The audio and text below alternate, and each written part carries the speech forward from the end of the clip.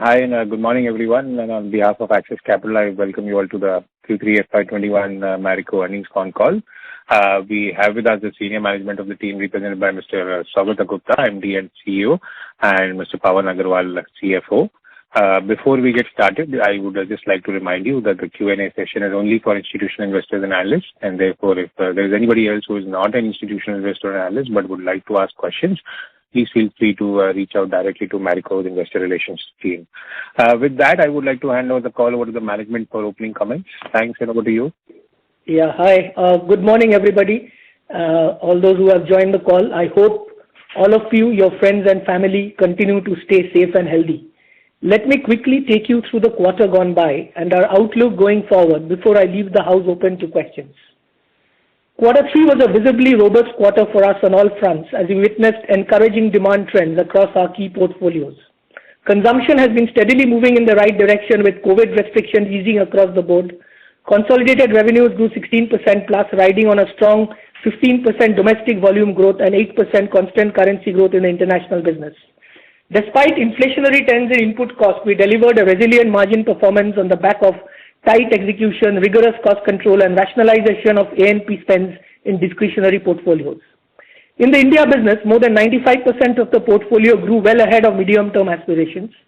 General trade has displayed a sturdy growth trajectory over the past few quarters, with this quarter being no exception. Rural markets continue to outperform, growing at 24% vis-a-vis urban markets, which grow by 10%. Growth in rural has been a heartening trend, given that these regions have been less affected by the pandemic, has been a focus and also been a focus of government-led stimulus. We expect this trend to continue with the union budget just around the corner and hope for a good monsoon season this year as well. E-commerce delivered accelerated growth and contributed to about 8% of share of revenues in Q3. Modern trade recovered sequentially to deliver an almost flat quarter YOY, driven by rising footfalls during the quarter. CSD too fared better sequentially, however, had a modest decline YOY. Delving further, Parachute had another stellar quarter with 8% volume growth. Given the recent hardening in copra prices, we rolled back certain consumer offers in December to recover some portion of the cost hit. The increased effective pricing by 5% in the current quarter has been implemented. We are seeing early signs of copra prices cooling off by 10% from its peak in December, and we believe that it should correct another 10 to 15% as the season sets in. We expect no copra price inflation next year on an annualized basis, owing to a healthy crop outlook. We believe Parachute will extend its relatively higher growth trajectory over the next few quarters before reverting to medium-term growth levels. Value-added hair oils posted a strong, broad-based 21% volume growth, with most brands delivering double-digit growth. Nihar Shanti Amla gained significantly across markets as we continue to invest behind market share growth as well as driving penetration of larger packs. The rest of the brands in the portfolio are showing sustainable, robust volume growth after many quarters. We estimate healthy and accelerated share gains in the VAHO portfolio. We are now confident that the portfolio will sustain the double-digit growth trajectory over the medium term through multiple growth engines across the pricing pyramid. Saffola edible oil has delivered double-digit volume growth for the fifth consecutive quarter, recording 17% volume growth YOY. We estimate that 65% of the growth is attributable to increase in overall penetration or higher retention, laying a healthy foundation for sustained growth even as consumption patterns post-COVID normalize. We believe the brand can continue to grow in a high single digits over a medium term as a base case. During the quarter, rising oil tables have necessitated multiple rounds of price increases in the portfolio, and we have taken price increases to the tune of 15% plus. That has allowed us to counter some part of the cost push. However, we believe the inflation is transient and expected pricing to come down over the next few months. Coming to the food business, we have scaled up growth of 74% in value terms, with the base oats and masala oats franchise registering a strong 50% value growth and new launches trending very well. The oats franchise has been growing from strength to strength on the back of increased penetration and heightened focus on healthy snacking in between meals. Saffola Honey is ramping up very well, much ahead of our launch estimates. In fact, looking at offtake trends, our growth was limited by supply-led capacity constraints, which we plan to overcome in the next few quarters. In honey, we have reached close to double-digit market share in modern trade chains and crossed 20% market share in e-commerce. These two channels are over-indexed in the honey category. Our aspiration is to touch the 100 crore mark in revenues by next year, which will make it one of the fastest 100 crore journey in the mid-sized foods category, considering that we extended this brand nationally only in November-December 2020. Saffola Chavanamrit has been tracking well in the select launch markets. We have continued to broaden our play in healthy foods with the launch of Saffola Meal Maker Soya Chunks, marking our entry in the plant-based protein category. These launches further reinforce our strategy into entering into large food categories with high tailwinds, which offer the potential to quickly give us scale through differentiated offerings. In premium personal care portfolio, observed a gradual revival in demand on a sequential basis. There was a modest 4% volume decline YOY, with Leave-On serums registering growth and the skincare portfolio also trending positively. As the discretionary spending perks up, we intend to build these growth engines for the future.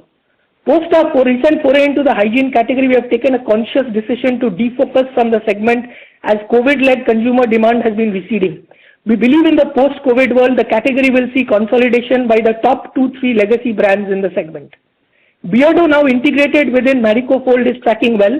It should touch a 100 crore run rate next year in realization terms, not GMV. Coming to the international business, Bangladesh saw another steady quarter with a 15% constant currency growth, with a non-coconut oil portfolio growing 27% YOY. The newer launches in baby care and Parachute shampoo range has been seen encouraging trends. South Africa saw resilient growth on the back of buoyancy in the healthcare and hair care categories.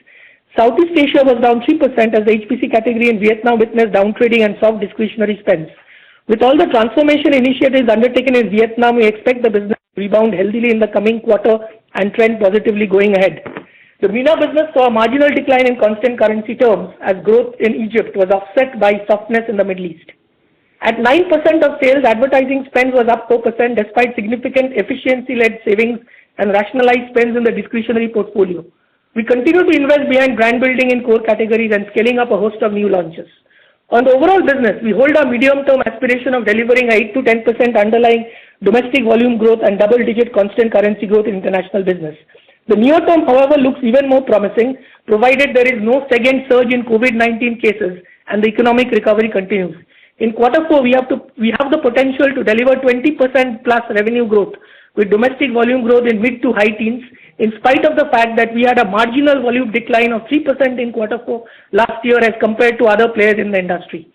International business is also expected to be in line with medium-term aspiration. The cost pressure will be transient and is expected to ease as we enter the next financial year, and therefore it will be prudent to tide over this quarter without resorting to any multiple short-term tactical actions in pricing and distracting ourselves from the high growth momentum. With respect to our end-to-end cost savings program, I am happy to note that we are on track towards accruing structural savings to the tune of about 150 crore in the India business and 50 crore in the international geographies this year. This savings will thus flow through in the base for the next year. While the underlying fundamentals of our business remain strong, we believe there are 5 factors that have enabled us to reignite growth despite the challenging environment. We had initiated most of these measures in the latter half of FY20 when we had a little bit of a soft result in Q2 and Q3 last year.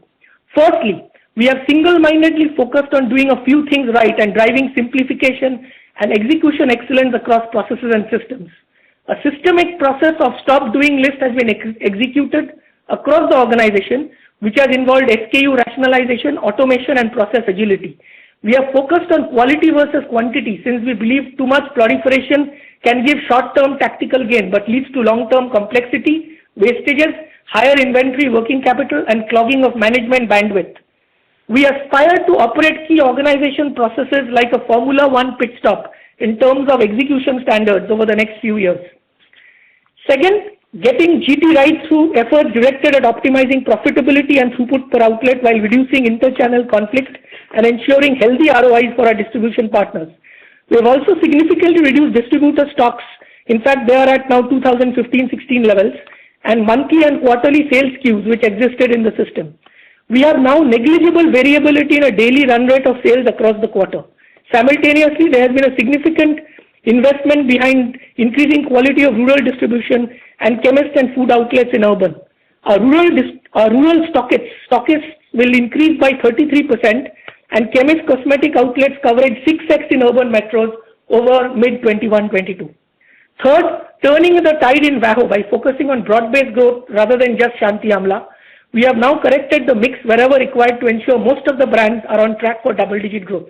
Incidentally, these brands have both higher margin and higher realization, and therefore will drive value share at an accelerated pace along with premiumization in the segment. Fourthly, driving innovation in categories with a large addressable market with growth tailwind that offers the potential to build franchises with a quick scale and market share gains. Hence, our larger focus is on foods, where we have the option to get at least 2-3 more 100 crore franchises within the next 2 years. Lastly, the continuous focus on driving cost efficiencies provides adequate cushion to our P&L and allows us to hold threshold operating margin at 19 to 20% of the medium term while aggressively driving volume and market share. I would like to summarize the five key focus areas for the company going ahead, which we believe will anchor our growth momentum over the medium term. First, continue to drive double-digit growth in VAHO while maintaining growth in the core Parachute and Saffola as per medium-term guidance. Aggressively scale up food business into 400 to 500 crore business in the next year and then aspire to cross 100 million plus by FY 23-24. Bring discretionary portfolios back into healthy and sustained growth. Dial up the contribution of Vietnam in international business while maintaining momentum in Bangladesh, and accelerate digital transformation and try to create at least 2-3 digital brands like Beardo. Last but not the least, I would also like to thank all the Marico members and associates for exhibiting tremendous resilience and grit, enabling the company to deliver strong performance amidst fairly challenging circumstances throughout the last calendar year. I am certain that we'll continue to keep up that spirit and progress from strength to strength on the back of agile execution, trusted brands, and a strong culture and high ESG standards. Thank you for your patient listening. We are happy to take questions. Thank you very much. We will now begin the question and answer session. Anyone who wishes to ask a question may press star and 1 on the touchtone telephone. If you wish to remove yourself from the question queue, you may press star and 2. Participants are requested to use handsets while asking a question. Also, participants are requested to limit their questions to 2 per person and join the queue for further questions if any. Ladies and gentlemen, we will wait for a moment while the question queue assembles.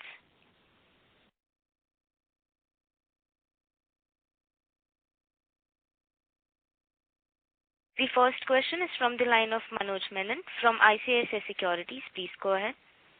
Hi team, good morning and congratulations in the new year for an excellent result and good luck for the continuation. Just 2 questions. One on Saffola, for just some insights on the consumer behavior in the last 6 months, 9 months, or even in 12 months. On let's say, is there a mix improvement there? Is there a premiumization opportunity within Saffola, thanks to COVID and more healthy adoptions? So that's point number 1. And if yes, how sustainable it is, and what's your thoughts on that? Point number 2, just some examples for the structural cost resets, and one thing to observe also on the significant reduction in NWC, the working capital. Again, what has driven it and the sustainability. Thank you. Yeah. So if you look at the Saffola growth journey, I will talk about the general consumer trends which we noticed. So I think we are now entering the anniversary. I believe that by 15th March last year, we witnessed a significant amount. First, there was pantry loading. Secondly, I think in April, May, June, 2 things drove a lot of consumption. One was availability and a choice for trusted brands. Obviously, as things settle down, I think the 2 trends we observed. One is that people continued to have perhaps much more in-home cooking, but there was a significant proactive choice that consumers were making on trusted brands across the categories. It is just not in edible oil, but trusted brands which are seen to be healthy and also adopting healthier trends, whether it comes to snacking or meals. I think a lot of this Saffola foundation is completely, in place. And as you know that we are now lapping a very high base of the previous Q3. We started double-digit growth in Q3 last year. So this was the first quarter of lapping a very high base. And therefore, if you look at the combination of growth, 65%, and last quarter was a similar number. We are approximately getting 2/3 through higher penetration and retention, and 1/3 through additional usage. So what happens is, in a lot of Saffola households, there is 2 or 3 brand usage. We are perhaps getting through higher usage or higher SOR or share of requirement. And I believe this trend will continue, because one of the things we have noticed is a permanent trend which will help healthy foods as a segment is that consumers will continue to focus on staying healthy in terms of adoption of things which drive immunity and adoption which drive healthy living. Because one of the things that has happened in this pandemic is there's a significant realization that if you have lifestyle diseases or comorbidities, your propensity for things getting complicated is far higher. Therefore, the consciousness level, whether it's in immunity, whether I see a potential in nutraceuticals category or healthy food and trusted brands, will just continue, and this is something which is going to be permanent to a large extent. And just to also give you a trend, if you look at by November, December, the opening up has been pretty rapid. So people are now going back to restaurants, people are going to the offices, so that in-home cooking upside was anyway calibrated in Q3 itself. Your second question on structured costs, I think there are 3-4 areas, big areas. The first is, as I talked about simplification, reducing wastages. We had rationalized 26% SKUs. So we are running with 26% SKUs less, which we did pre-COVID, and which may have contributed to 2% of our sale, and we continue to be very, very rigorous in our entire inventory planning, our wastages. The second one has been huge in, which is spend effectiveness across. We have looked at a lot of our contracts, whether outsourced contracts, and the fourth, we are moving to a 75% perhaps model, 65 to 75% hybrid working model post-COVID, which also requires giving up of office space and other admin and fixed costs. So those are perhaps the four big areas, but a significant portion has happened on spend effectiveness in both marketing, sales, and the second one is entire inventory, working capital, supply chain. So we're investing in a automatic supply chain tower, which means that everything end-to-end will move into auto-replenishment, especially for the tail-end SKUs, where there is always an inventory issue or a wastage issue. Thank you, Saugata. I just said that there's a part of the second question was also on, the drivers for the NWC reduction, working capital reduction, and because it's been quite significant, it's been happening over the last couple of quarters. It's probably, so I reckon it's probably just not a one-off. So just trying to understand what has driven these data reduction, inventory you spoke about, and the sustainability, or is it all linked? Probably what you just explained on cost as well. Yeah, Manoj, Pawan here. So you're right. If you look at data turnover days, it has reduced from 36 to 23. And a large part of it is because of a stricter credit control in the general trade, because we have reduced inventory levels of the GT distributors significantly, and therefore we have tightened the credit control. So this is quite structural, and we believe this will continue. At the same time, data turnover has also gone down because of a lower contribution from modern trade and CSD. So that has also led to reduction, but this will slightly inch up. So from the levels of 23, we believe at best it should go up to 25, 26. Inventory, I think Saugata explained in detail as to why inventory turnover has gone down. At the same time, another driver for improvement of working capital was we had paused the supply chain finance program for a while, which we have reactivated, and therefore trade payables have gone up. So I think this also is a structural intervention and will continue. So therefore, we believe that this net working capital, which is currently at the 21 days, should remain in the range of 24, 25 at max. I hope this answers your question, Manu. Absolutely. Thank you so much. Perfect, and all the best. Thank you. Thank you. The next question is from the line of Tejas Shah from Spark Capital. Please go ahead. Hi, thanks for the opportunity and congrats on a good set of numbers.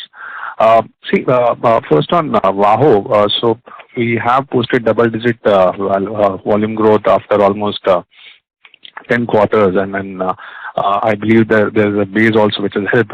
But nevertheless, the momentum seems very solid. So what has changed here, and is it largely that we can extrapolate this trend for the whole category, or is it that we have gained disproportionate market share in the quarter? Okay, so if you look at VAHO, there are, if you look at the pricing pyramid or the laddering of VAHO, there are 3 sets. One is the base or the bottom of pyramid, where you have the BOP packs or the 10 rupee, 20 rupee, where a lot of action happened in the last 2 years, and there also Shanti Amla operates. There is the mid segment where brands like Jasmine, Nihar perfumed hair oil. There could be, some other brands which are operating. Even Dabur Amla operates in that segment. And then there is a premium segment where there is Almond, Bajaj Almond, Hair and Care, then Hair Fall, which is at 1.5 to 1.6x. The mid segment operates at 1.1 to 1.3x. I think the reason VAHO was not growing was nothing to do with Shanti Amla. I think one was a lot of action and focus happened in the bottom of pyramid, and our brands at that 1.1 to 1.3x and 1.5x was not growing. And number two, we were not actively participating in that 1.56x, which has got things like Aloe, Almond, and all that.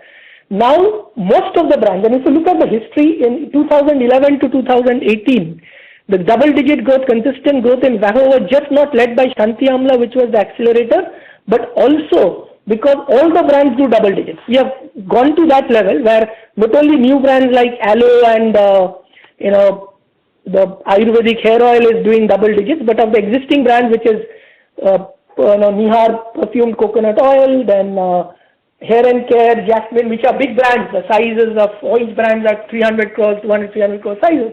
They are actually now back into double-digit growth. There was a correction in mix in terms of pricing. There was a correction in terms of some of the communication and positioning. All have happened together. It has taken time. As I said, we started the journey sometime in last October, November. And I think now we are, and of course we have also launched Almond, which is doing reasonably well. So all this put together, we are extremely confident of getting back into double-digit growth for definitely in the medium term. Yes, I think while we believe Nielsen numbers will stabilize, or whatever estimates indicate that we are back on accelerated share gain. And our focus in the next couple of quarters will be just not volume share but also value share. Very encouraging. Second, Saugata, we have made a very commendable and noticeable entry into honey segment and Chyawanprash. But what we have seen in most natural Ayurveda product in last 4 or 5 years, that the journey starts with product efficacy and integrity, and once the scale comes, then the integrity or of the supply chain gets compromised. So since we have very aggressive plan here, what are we doing on supply chain part to support our ambitions on growth front? Marico has extensive experience in managing the commodities and supply chain of these natural products. Whether if you look at our Copra program, it's designated, as you know, it's a case study in international business schools. We were one of the pioneers on contract farming in safflower. So Marico has very, very strong, and a very, very good track record of producing and manufacturing and offering to the consumer the purest products, whether it's in coconut oil in Saffola, without ever compromising anything on supply chain. So I think that assurance, and therefore we have already started that process of supply chain management in place. And that is the reason I said that while there is huge offtake promise, we are going steadily on honey because we want to continue to provide the best and the purest form of honey, which is NMR tested, which is internationally acclaimed, this one, to the consumer. So therefore, we are okay to actually forego, and we have foregone in the last 6 weeks some volumes, because there is a demand, because we want to get it right. And as you know that Marico standards are always best in class, whether it has been in Saffola, whether it's been on Parachute. Sure, very helpful. And one bookkeeping, if I may. Was there any one-off in employee cost this quarter, 28% growth? I understand base was weak, but despite that, it's a sharp increase. Pawan, will you just take it? Yes, employee expense, you'll see that on a YOY basis, it is about 28% higher. And this is basically because of 3 reasons. First one being that employee cost pertaining to our acquisition of Beardo is not in the base. And second, there is a hit on account of cash-settled share-based payments because of uptick in the share price as on 31st December 20, while in the base quarter there was no charge to the P&L on account of this. And third is higher incentive provision due to better performance, whereas in the base quarter it was quite negligible. So these are 3 reasons because of which employee cost is about 28% higher, and also for quarter 4 it will be slightly on the higher side. And all the best. Thank you. Thank you. The next question is from the line of Abneesh Roy from Edelweiss. Please go ahead. Thanks, and congrats on very good set of numbers. My first question is, Within Saffola, the two new launches, why is there a divergence? Why is honey doing much better than Chyawanprash? Any learnings there and any tweak you can do to Chyawanprash? And in honey, you said capacity will come on stream in the coming quarters. So till then, are you able to manage and completely meet the demand? So Abneesh, I think you are presuming Chyawanprash is not doing well. I'm sure you give people a chance. We just launched in select markets in October, and we don't take a judgment on whether a brand is doing well or not in 3 months. So therefore, I think we deserve a little bit of, because, it takes time for a brand to do well and to get traction. And therefore, I can't conclude that the brand is not doing well. I think as per action standards, the brand is doing okay. No, I said, based on the comments, one is doing as per expectation and one is doing well beyond expectation. No. So this brand has not been nationally scaled up. It is available in only 3-4 states. So obviously, I would like to. We normally in Marico, we believe in first doing and then saying. So it's I would think that it takes at least 6 months or 7 months for a brand to get traction. As far as honey is concerned, we started launching honey in July, so we at least have a visibility of 6 to 9 months. Because in the first 3 months, it's very difficult to give a trend. Sometimes some things could be because of pipeline and pipelines. This one, so I think we should be able to get a fair idea about Chyawanprash only by April, May. So I think that's to give you this one. I think so both soya nuggets and Chyawanprash, which are being prototyped in select markets, are actually reasonably performing well, and we should be able to give a clearer picture in April, May. And as I said, that obviously honey has done well above performance in terms of whatever differentiation. I think it's scaling up well, and I think a lot of the capacity issues which we had in December, January has been taken care of now. So I think we are okay, but as I said, that we are gradually increasing capacity and ensuring that the fact that the kind of standards which we, in terms of the purity we are able to maintain and the supply chain, so we are doing it gradually. So I think if we have ambition to touch 100 crore run rate by next year, I think that capacity is more or less there.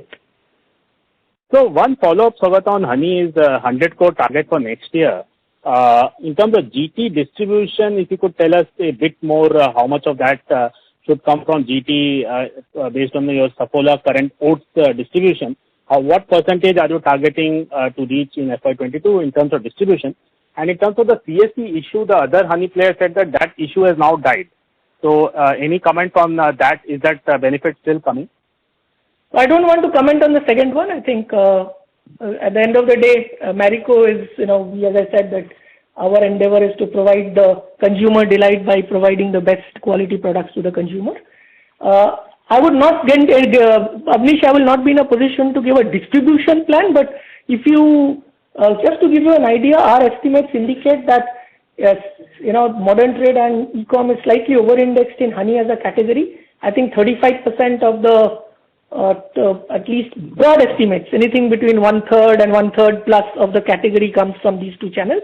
We have started our distribution in GT. It is available reasonably well, and I think, and therefore, as you know that even in masala oats, a significant portion of, a similar kind of 2/3 of the thing comes from GT. So Marico has this one of reaching food outlets, because as you know that till 2010-11 we used to have SIL in our portfolio, we used to distribute Top Ramen, so therefore our food outlet distribution is very much intact. Sure, that's helpful. My second last question is essentially on the digital brand. So you mentioned Saffola, Fitify, Cocosol, Immuniveda, Kaya Youth, etc. So if some update you can give on that. And second, the hygiene brands which you have defocused, will you still Hello? digital advertising also? No, so we will not invest behind advertising in the hygiene brand. I think I am clear that there were tactical entries with the COVID decreasing. If you look at data, the category is every month is reducing, and therefore it doesn't make sense to create a high base in year one tactically beyond a point which you can't maintain in year two. So I think it has so far contributed to around 1% of our top line. And by December, when the COVID cases started drastically reducing, we took the call of taking out investment behind it. What was your first question? Sorry. Coco. Digital brands, yeah. So I think I don't want to get into individual details, but as you know that we are invested ahead of the curve in e-commerce, which we are 8%. Obviously, in e-commerce, our product mix has to be far more towards digital brands or I would say digitally premium brands. And given our Beardo experience, we now we have a separate business unit which we have created to handle digital brands, which operates completely independently of Marico in terms of processes, systems. And we believe that either organically or inorganically, we should be able to replicate and have 2-3 more Beardos in place in the next 2-3 years. Thank you. I will request Mr. Abneesh Roy to please rejoin the queue because there are participants waiting for their turn. Thank you. The next question is from the line of Vivek Maheshwari from Jefferies. Please go ahead. Hi, good morning, Saugata. Good morning, Pawan. Yeah, hi. Hi. Just one question I have. So, I did hear your comment about the hygiene category and the fact that, you have defocused on the segment. But, just if you look at 3, 4, 6 months back, when, it was looking almost like, that hygiene, some of the changes that have happened in, consumers' life, those are going to be going to sustain, in the medium term, et cetera. And most of the companies had entered into this space. And so in the context of, what has happened to hygiene category, doesn't it worry you, from some parts of, portfolio, particularly on the Saffola side, on the food side, that as and when because a lot of these things we think that, are sticky, but they may not be as sticky as, as at least the hygiene category is kind of pointing us to. So what are your thoughts on that? What gives you that confidence, from a medium-term perspective? So, okay. So let me just segregate this thing. What has happened in hygiene is that hygiene was a tactical entry for a lot of players. There was a significant demand and therefore, demand was far more than supply and therefore a lot of players entered into the category. What we are saying is that hygiene has settled to a definitely far higher level to pre-COVID levels. If the growth was 5x, it would have settled to a 2.5, 3x. Now what happens in that is that therefore strong legacy brands will obviously have a right to win because they have this equity of hygiene and health for the last 100 years or 50 years in this country. There's a different thing in foods. Foods, first, the habit is permanent. Number 2, these categories were anyway growing before that. It was not that honey category was not growing, Saffola masala oats was not growing. All these categories, because there is the trend towards healthy eating and healthy foods is actually independent of COVID. COVID is just an acceleration. The second difference is Saffola in the health equity is one of the strongest brands. Versus when we entered hygiene, we never had a hygiene equity. Okay, so we created certain this one. So there's a significant difference between these two. Saffola's right to win on health is extremely high.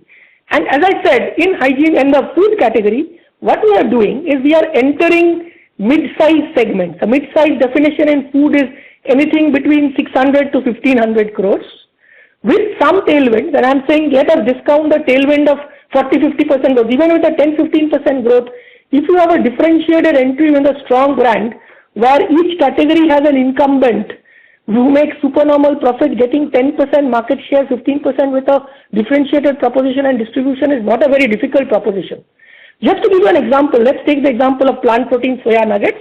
There's a huge unorganized, there's a significant branded segment. Again, the branded segment is anything between 800 and 900 crores. It has got two players. Saffola's equity on health is very high, and therefore in these 800-900 segments, getting 10 to 15% market share with a strong execution is eminently possible, and that gives you quick scale. So I think there's a difference because one is strength of the brand, strength of the proposition, and the categories. These categories are already mid-size. If you look at the sanitizer penetration pre-COVID, it was very low. The honey penetration or Chyawanprash penetration or nuggets penetration is far, far higher even pre-COVID. Sure. Just, a quick follow-up on that. So on the food side, point taken, but what about Saffola edible oil, Saugata? Because, if I look at the journey from, let's say, 2017 to, most part of 2020, the struggle was to have that high single-digit growth barring a few quarters. In most of the cases, it was not growing in line with your expectation. Now that business is on strong footing, from a medium-term perspective, is there something that you can do differently compared to, so that, again, you are not stuck in the same zone where you were until, let's say, second quarter F20, for example? Because that's a part of the portfolio. As consumers start to go out more, then automatically the in-home consumption will go down, etc., right? Okay. So, two things, Vivek. I think first, let me just clarify, and this is I think a misperception about Saffola growth.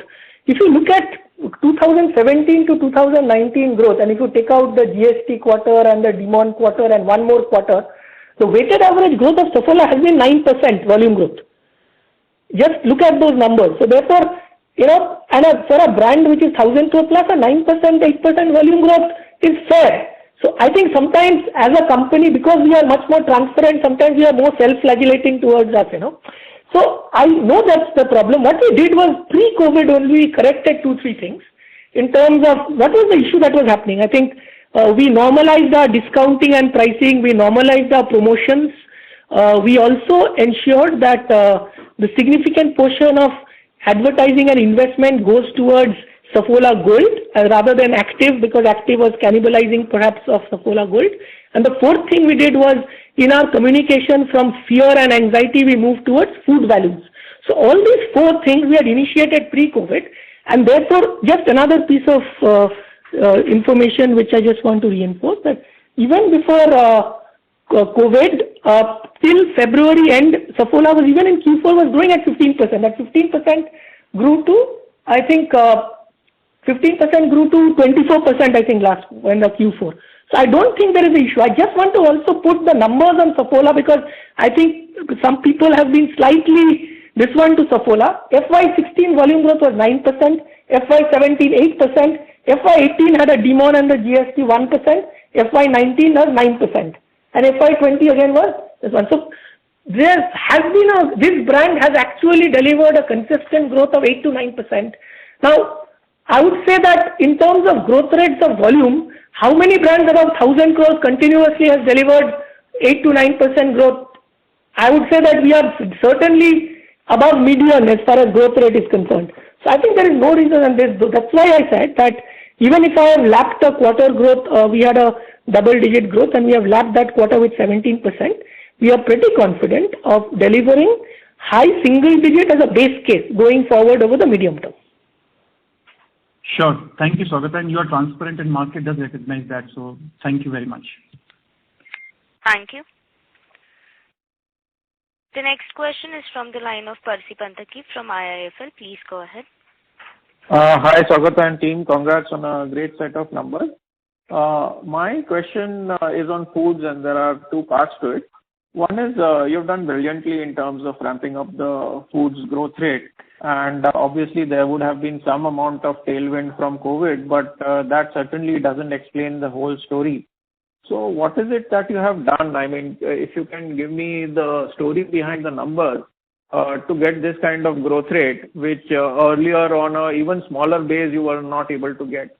And secondly, now I think oats has reached what you used to call that critical mass of about 200 crores, where in addition to top line, you would start focus on profitability. So if you can give some thoughts on that as to what is the sort of sustainable margins of the oats business, let's say 2-3 years down the line. I mean, you had earlier said that once you reach a particular scale, you can do a lot of things in terms of sourcing, etc., and bring up the margins. So yeah, this is my first question. So let me talk first about foods. I think foods was a significant strategic shift. I think if you notice in the last and Marico's, the approach to NPD had been, creating categories, and we used to like being pioneers and innovate and create categories. I think what we realized, especially during 18-19, is that focusing on creating personal care categories which have low penetration and driving them is a kind of a long haul. And therefore, if we wanted to have the option 2, which is of getting scale, and by that time you will realize that by last year, masala oats had broken even and we were hitting almost close to somewhere between 150 and 200. So we knew a working model in foods was possible.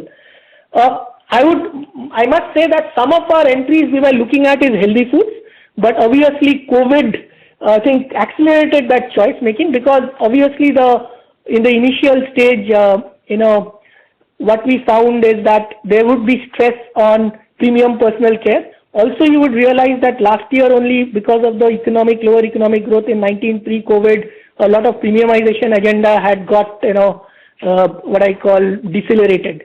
So I think foods offer a far better business model. And if you want to look at one of the metrics we use, which is called strategic funding to turnover multiple.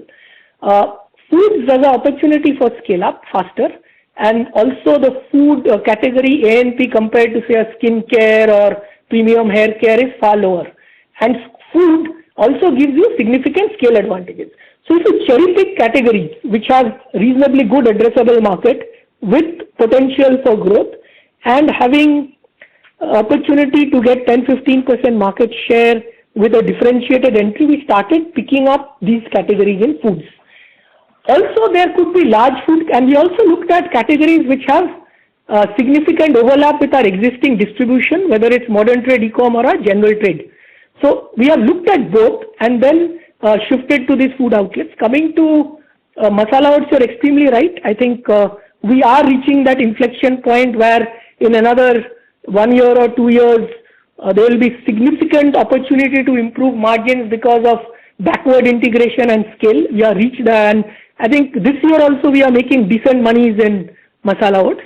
But I think in foods, and I said you shouldn't look at just masala oats as such, but once you hit 400 crore plus in foods, our entire manufacturing and supply chain footprint, we would be able to extract significant margins. Because right now it is a little bit fragmented. Right now we are not getting economies of scale. So while in masala oats we are getting it, but in overall foods, there are a lot of things which are common in the foods backward back-end supply chain. So at another 1 or 2 years, our ability to get integrate some of our food supply chain and getting cost efficiencies, we will start getting it in 22-23.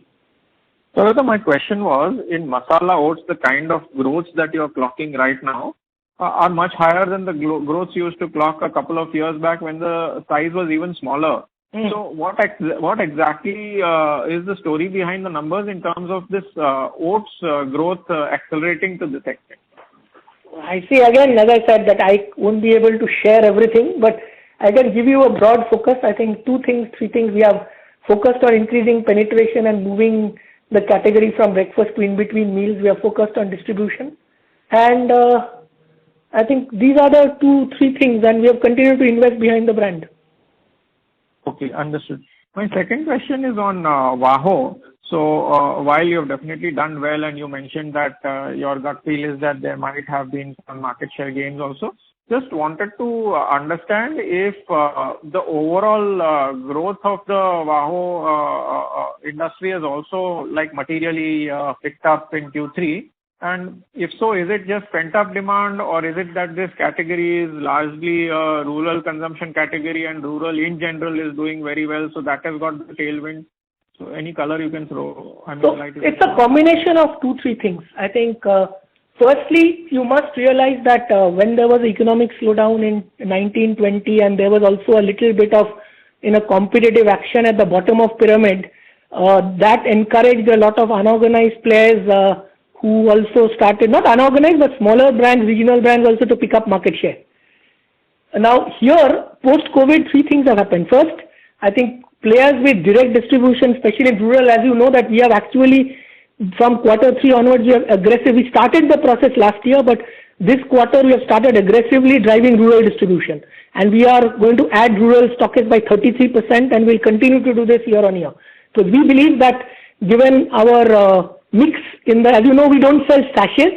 As a result, our gross margin of our rural portfolio, and we don't sell Saffola. So unlike other companies, the gross margin of a rural portfolio is far higher than urban, So therefore, sometimes what happens is that our break-even in rural works on a different business model. It's less than 2 years in rural distribution. So therefore, we are expanding behind that. So that is one reason. The second one is obviously there was migration from urban to rural. Number two, rural economy is less impacted, and therefore there is a demand. And I would think that we would have taken significant share in rural. The category continues to grow. Now in urban, what we saw is the two changes. One is in the initial part, the non-sticky hair oil, which is the part which is used largely post-wash, because people were not going out. And non-sticky hair oil is also used for setting and styling, especially by males. That sector had a significant impact. It was anyway getting impacted because of downgrading, but I think that sector had a significant impact in Q1 and Q2. That part is now recovering well. In Q3, it will start recovering as the economy opens up.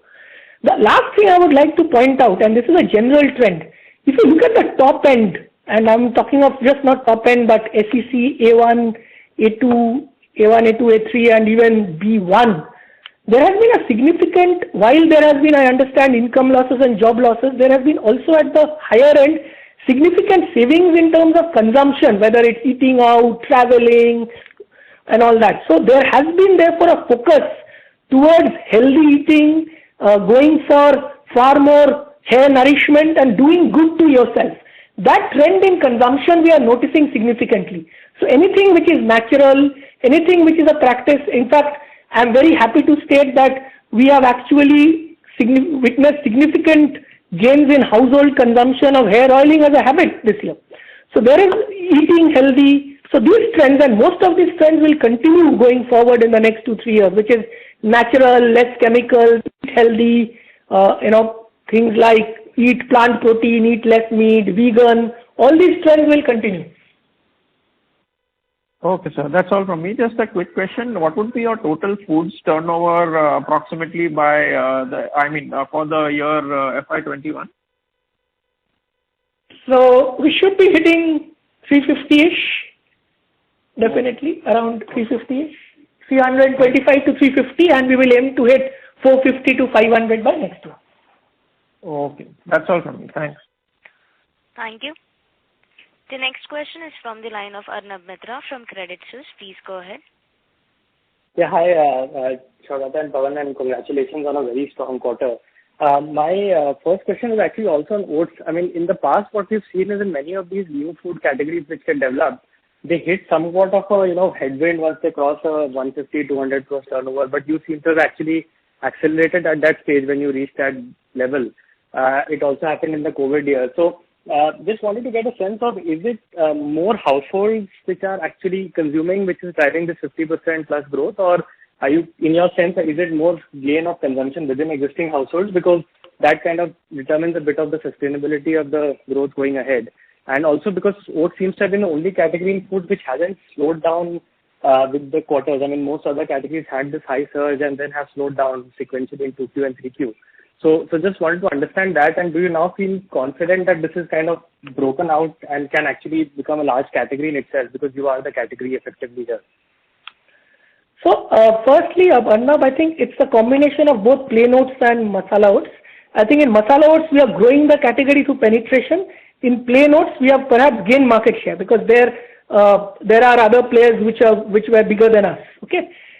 If you look at oats, last year I think we grew 20% plus in oats. And what we did was two sharp choice making we did. One is significantly increasing distribution, especially in food outlets. Secondly, the second thing which we did was moving this category from breakfast to in-between meals. The addressable market in in-between meals, healthy eating, is at least for 50 to 70 times the breakfast market. And breakfast is always center of the plate, and as you know, a lot of cereal makers and others have struggled with that. The second thing we have done is driven regional tastes, if you look at some of the launches we have done. And lastly, I think the target segment there's been a shift in target segment, and I think earlier we were driving very, very, weight management, and we have become far more this one, people willing to experiment with healthy this one. Now, in the repertoire of households, It's not that people are regularly eating oats, but if there are 10 occasions of snacking in a week, if I can enter 1 or 2, my job is done. And therefore, a significant majority of the oats growth in the last 2 years has been on increased penetration and distribution. And in distribution, just to give you an idea, we may be still 25% of noodles weighted D. Okay. Thanks. That explains. And my second question is also related to food itself. So, your first couple of choices that you made in new categories, which is honey and Chyawanprash, I think you had given the template high size growth, but these were also very high margin categories where the incumbents had very high margins. Soya chunks, does it kind of meet that criteria, or do you think it's basically a category which can grow very fast, and therefore, even if it's a bit more fragmented and margins are not that good, you could play a longer run, and therefore does it open you up to other kind of this premium kind of basic foods where there could be a health play, but the margins may not be as high to begin with? See, I think soya chunks makes a similar margin like masala oats. So there is no reason to get this one. I think in soya chunks, it offers another playing to our strength, our ability to convert unbranded or unorganized to organized. The market is huge. Secondly, I believe plant protein is a big trend. In fact, if you look at plant protein trends in the West today, plant protein is a big trend, and therefore this is a market which we believe, again, Saffola has a strong equity in health. We should be able to grow the category. The category size is 2,000 crores, out of which the branded is around 850 to 900 crores. And it has been growing double digit, the branded category, in the last 3 years. And is there concentration of market share, or this is a bit fragmented within branded? It is fragmented. Okay. And therefore, in this space, Saffola is perhaps the strongest health brand with the strongest health equity. And you may know that in 2005 or 6, we had this thing called Meal Maker Soya Chunks as a brand. Right. So we know the supply chain also. Yeah. Okay. Thanks so much. All the best. Thank you. Thank you. The next question is from the line of Aditya Soman from Goldman Sachs. Please go ahead. Hi. Good morning. So, couple of questions from my end. So, firstly, on Beardo, I mean, you've talked about sort of an aspiration to get this 200 crores over the next couple of years. I want to understand, one is in terms of new products, is there any sort of planned new products in this, and do you expect to extend the range quite significantly? And secondly, in terms of distribution, where are we today, and how much can that increase for Beardo? So Beardo will focus as a digital first brand. In fact, a significant, if not 80 to 80% plus, comes through DTC, our brand.com, and e-commerce. And therefore, we would like to, we had also started a salon distribution, a little bit of organized retail pre-COVID, but that was something which we had paused. I believe there's enough opportunity to focus on getting a very, very profitable working model with a digital first, and then move gradually rather than aggressively, proliferating.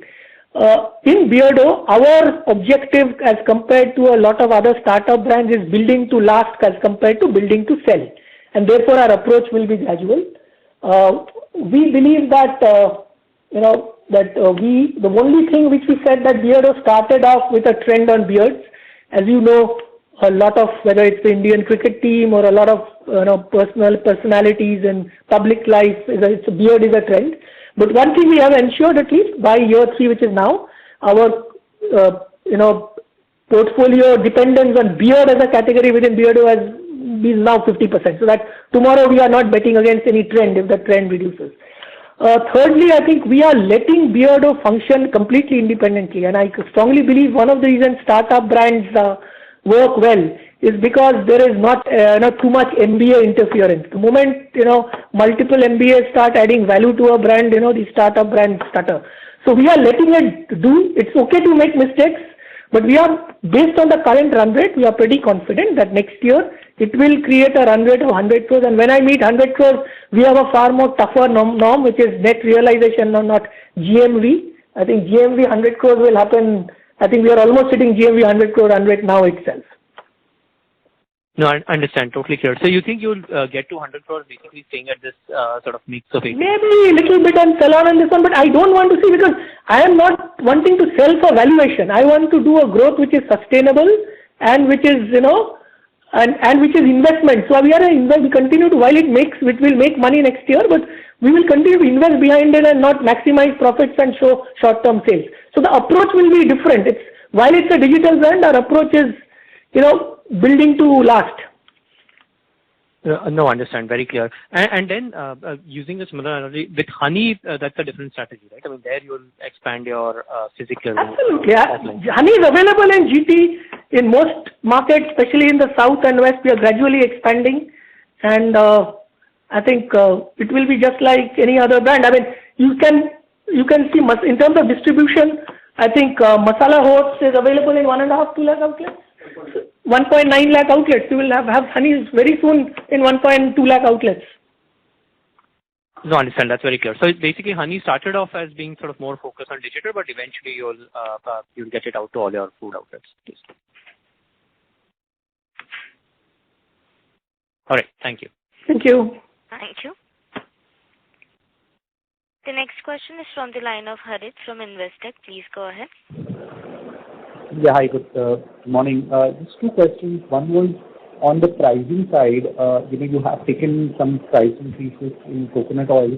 I just wanted to understand, at a competitive level, what has been the reaction of, the unorganized as well as the regional brands to the increase in copra prices? Is your pricing, before, after, and how do you look at that?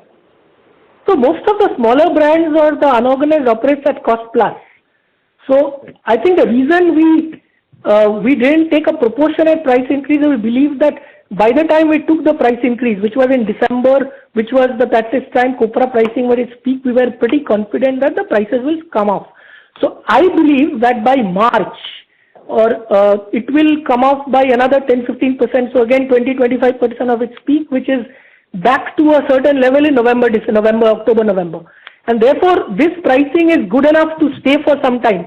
One of the things we are avoiding is that we would like to ensure that we are far more proactive in a price drop.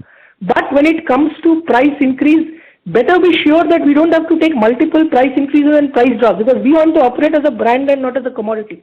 So I am pretty confident that whatever price increase effective which we have taken, our overall, if I look at the overall copra forecast in April, May, June, we will get back to the margins we enjoyed in October, November or September, October, November. And next year, as I said, that we don't expect any annualized inflation. There could be a difference in quarter to quarter, but annualized we are okay. Got it. And the second thing was also on pricing, but on the VAHO side, do you think, given the inflation in copra and given some of your value-added portfolios is coconut-based, would you need some level of hike there as well? Not really. I think I'll tell you on VAHO what we have done also. We have got a significant spend effectiveness program where we have cut significant amount of consumer promotions, BTL, and actually taken some price drops in 1 or 2 SKUs. Because we believe that would drive growth. So I don't think, this was from a net revenue management and market mix modeling exercise which we have done. So actually in 2 of our brands in VAHO we have taken price drops without any deterioration in GC. Basically what we have done is significant ineffective BTL and ineffective consumer promos has been transferred towards pricing, similar exercise which we did in Saffola. So we don't, there has been no impact on VAHO gross margin at all, even after taking those price drops and this input cost inflation. Okay, very clear. And one last was on VAHO itself. So can we expect that innovations on the VAHO side going forward would largely be in the mid-premium to premium end for you, because you seem to have populated the rest of the space quite well? Is that a fair way to look at it? You are absolutely right. I think our share in the base VAHO is far higher than, that's the reason that explains that gap of value versus volume. And over the next 3-4 years, currently the gap between volume and value share is 10. We intend to bridge that significantly. We don't have other than of course cooling. Cooling is a different, we don't consider it as hair nourishment, but in terms of, I think we don't have a significant presence in almond, we don't have a significant presence in, and also I think at the premium end, what happens is that the VAHO category converges into serum, which is nothing but, oil plus silicones in some way, even. So I think we will have significant investment and this one behind these brands. And as I said, even within VAHO, there were 3 to 4 brands. I think some of the new brands are doing well, and the 3 existing brands, which is Nihar perfumed coconut oil. Number 2 was Hair and Care and Jasmine, which were declining last year, has gone back into double-digit growth. Got it, sir. Wish you all the best. Thank you. That's great enough. Thanks. Thank you. The next question is from the line of Kunal Vora from BNP Paribas. Please go ahead. Yeah, thank you for the opportunity. My question is on pricing. You mentioned that in Parachute you don't want to take multiple price hikes, while in Saffola there has been a price hike in October, November as well as December. So can you explain the difference in thought process and how the consumer has reacted to these price increases, and also with high base and these price increases, should we expect Saffola volume growth to moderate? So I think 2 things. There's a significant difference because Parachute is a mass distributed brand, and therefore the technical pipeline, whether you look at retail STR, distributor pipeline and others, they end up sometimes adding up to around 40 days, okay? Which is the retail plus distributor pipeline. And given its deep rural penetration, any pricing change, the impact that happens on Parachute takes almost, an offtake either way. Whether you are gauging there's an offtake drop or getting the offtake back takes 80 to 90 days. And we have modeled this on the pricing. Saffola, actually, especially which is far more modern trade and e-com, 40% of the sale comes from there. We actually have and including metros where distributor stocks are actually 1 to 2 days. So I think Saffola and also the entire market behaves like that. And we are a small player. We actually follow pricing in Saffola while in Parachute we lead pricing. So therefore the 2 scenarios are different. And I think also what has happened is the inflation has been significant. Although in rice bran it was less, but in other and safflower, but in sunflower and other things, the inflation was significant that forced other players also to take price increases. What we are trying to do, however, is restrict the number of price increases, because we believe that yes, there is an erosion in margin that could have happened for 3 to 4 months, but we will get back into a kind of a stable state pre-October, November again, as I talked about even in Saffola by April. Okay. And with the high base going forward in the price hike, how do you, or have you seen the consumer react to the price increase? Over the last we have taken already 15% and Saffola trends continue to be decent. Having said that, you must realize that we are now lapping this quarter a growth of 24% in the previous quarter, 24% because it had a huge pantry loading base in March. So given that, as I said in my opening commentaries, we'll be happy to have a base case of a high single digit volume growth regularly, and whenever there are opportunities to move it into double digits. Understood. That's very helpful. Thanks, and that's it from my side. Thank you. Ladies and gentlemen, we shall take last 2 questions now. The next question is from the line of Karthik Chellappa from Buena Vista Fund Management. Please go ahead. Yeah, thank you very much for the opportunity and congrats on the quarter. 2 questions from my side. Firstly, on the value-added hair oil, this 21% growth has come on the back of a quarter last year which was down about 17%. That means on a 2-year CAGR basis, it's more or less flat. But at the same time, you have commented that you have estimated a healthy market share gain. That would mean indirectly that the category really hasn't grown. Despite being one of the lowest price points among the hair oil category, what would explain such a weak category growth for the sector over the last 2 years? Okay, let me first clarify one number. The volume decline was -7% last Q3. So you have to see the 21 in relation to that. The value growth was -7%. See, the value growth I explained earlier that last year we were not doing well in the brands which had a higher realization, entire growth was Shanti Amla and the bottom of pyramid. That was a mixed issue and nothing to do with the value growth of the category. Okay. It was because in last year we had declining in the brands I mentioned, which was 1.3 and 1.5 RPI, while the entire growth was in 0.8 to 0.9 RPI brands. And there was a pricing correction we took because of the crude coming down. It was there in the base of Q3 versus the previous Q3. So I think you should look at volume growth and look at volume growth from a -7 to a +21. I think that's a fairer assumption of the CAGR. Now coming to category growth, I think if you look at it, and I'm sure we will wait for other players to report their volume growth, I believe that whatever indication we have on the category growth, last year the category growth was struggling because of the fact that rural was stressed and rural contributes a significant portion of VAHO. Now if you look at VAHO category growth, so was other personal care categories that were struggling last year. So if you look at the volume CAGR, I think it will be positive, and it will be positive to in terms of mid-single digits. If you look at the VAHO growth, that is our estimate, but I guess we have to wait and see. But our internal estimates suggest whatever Nielsen data, household panel data, that it has come back into mid-single digit, kind of a growth. Got it. My second question, Saugata, is on Saffola. Since you have indicated that almost 2/3 of your growth are attributable to increase in overall penetration, and hence which means like new customers, are they coming in more at the base pack size or so, and could that have an impact on your price/mix-led growth, although the volume growth may still be strong? So if you look at Saffola, our pricing is now almost equalized. We don't have too much of discounting on the 5 liters. Broadly, it is a similar kind of a pricing. But see, you must realize that a lot of today's nuclear households and others, the average consumption, and especially Saffola attracts people who are, people who come in at, they have average consumption in 2 to 3 liters. But if you look at our pack growths this year, the pack growths in the 5 liters and the 1 liter has been in similar trends, because 1 liter is far more distributive pack. But we don't see a significant difference in, so even if, for example, somebody who consumes 2 to 3 liters of oil, that person still buys a 5 liter pack.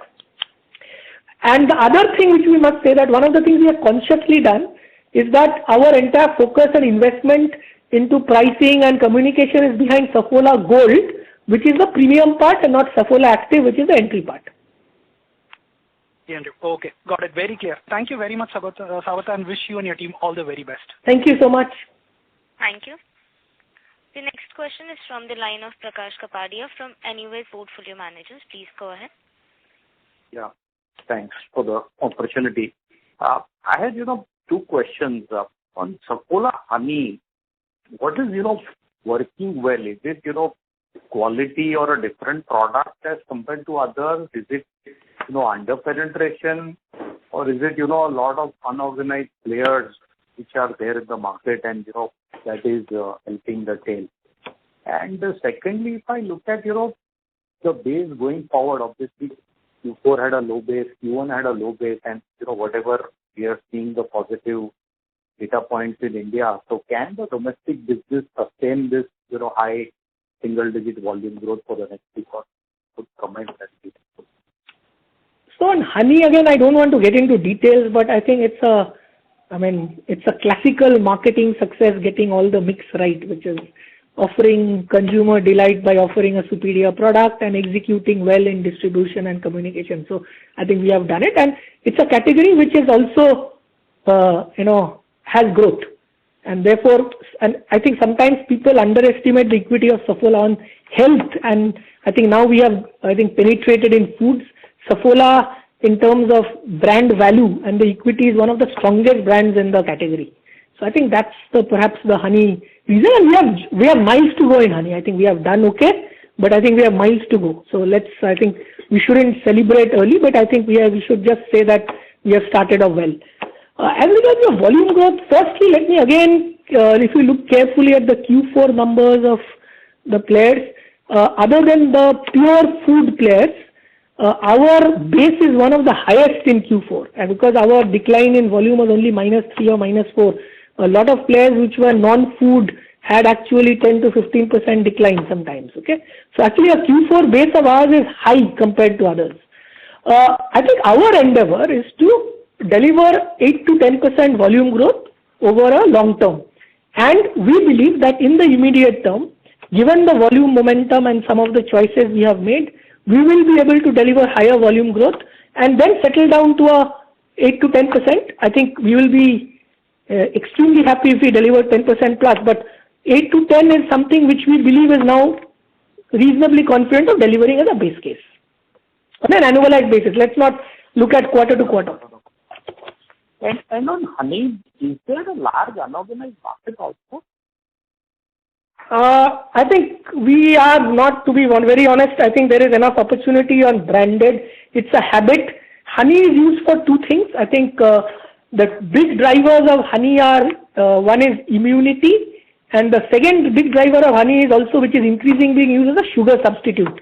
There is, largely the honey is a very urban phenomenon. To be very honest, we have not studied too much of the unorganized sector. There is a lot of, and we are the branded honey market, which is significantly grown, has a very high urban and alternate channel concentration.